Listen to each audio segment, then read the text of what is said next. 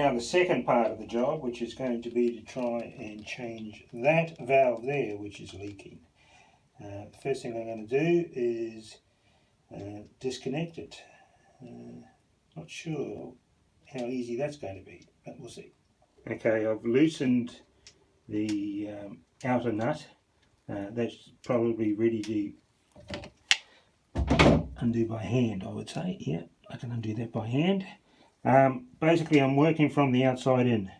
Hopefully that is how you're meant to do it. Don't know. I had to make a choice. But I'm thinking outside in would be the go.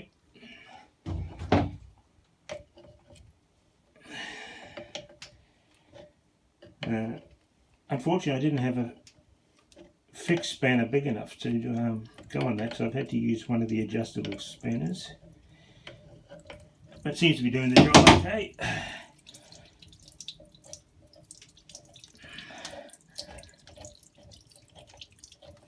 Alright, that's disconnected.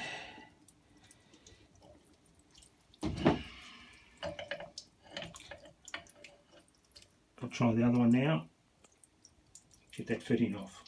Okay, I managed to pull it off. A little bit of water siphoning through there, I think. Be nice to stop that going through, but don't know how I can do that. Anyway, so I pulled that off. I couldn't find the exact piece without, because we're liverboard, we've got no address to send stuff through, so unless we're on land near a marine shop or a chandlery that supply these sort of things, we've got to get them sent to us online or sent to someone else. Don't export a call. So what I've done, I've actually went to Bunnings and wanted to find what I could find there. So I think I've had to get some things and adapt them. So we'll see how that works. Be back shortly. Okay, back again. At Bunnings, what I had to buy was that, which is basically a non-return isolating valve. As long as I put it in the right direction, it should work. Now, they're female, and I need male clippings, so male fitting, should I say. So I've had to buy a couple of little nipples to add to those as well. So I've checked that the sizes work, so that's good. That's a plus. And now I've just got to put it together. Now, the thing on a liverboard is you'll find you hate packaging. And everywhere you go, they just package everything. Even these little nipples come with their own packaging. It's a pain in the neck and extra stuff for you on a boat to get rid of. Okay, let's see if I can put this all together. Okay, we've got our flow non-return isolating valve ready to go. Now if you look somewhere on here, it has an arrow, which you can see there, that tells you which way the water must go. So in our case, we want it to head towards the hot water cylinder. So I'm going to put it on that way. Alright, so I put this Teflon tape on, about half a dozen turns on each end, and we'll see how that goes. Hopefully it'll be better than a dripping, which is what it was doing, so we'll give it a go. Okay, valves on. At this stage there's no water leaks, but then there's no water pressure or hardly any water in there anyway. So what I'll do is I'll turn the water pressure back on, make sure I'm running the hot water tap.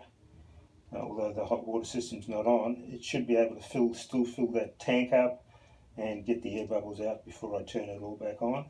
One thing I did know is that the old valve, as you can see, is much smaller than the new one, so that does have a bit of an influence on some of the piping down further. I've had to just he had a few wires and things tied to it, so I've had to cut those, and I'll have to retie those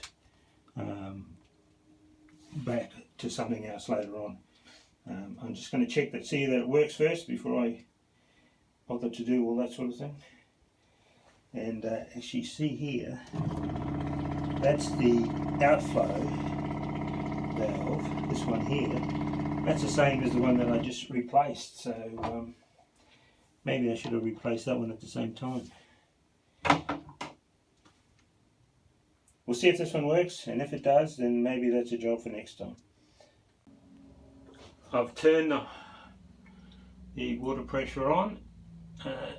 At this stage, no leaks, everything looks good. I've opened up the hot water tap.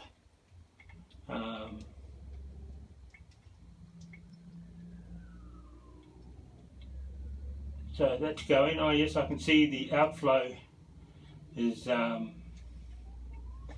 don't know if you can see that, you might be able to see some air bubbles getting out of the system, so that's heading towards the taps, so that's good. That'll flush out all those air bubbles shortly. In fact, I can hear in the kitchen, sorry, in the galley now, hot water about to flow.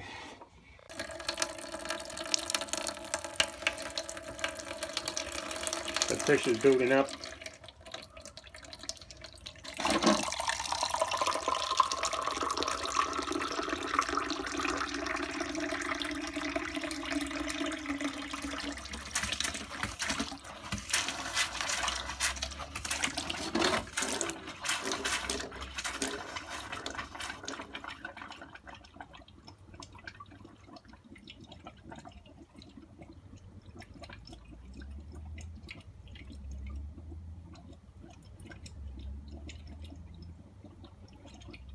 Taking a while for I think it's got about 40 litres of water in the hot water system, so that'll take a while for it to fill up and force us through. Okay, we should be good to go now on the hot water system. What I realised was that the flow valve, the isolation valve, was actually turned off, and water wasn't getting into the tank. So once I turn that on, we're good to go. That's working good now. We've got good pressure. I'm going to be brave enough now to turn the power back on, and actually I'm going to go and check it for leaks, and then I'll turn the power back on, and that should be that job done. If a job's worth doing, it's worth doing twice, as I keep saying. First time you learn, second time you fix it. Alright.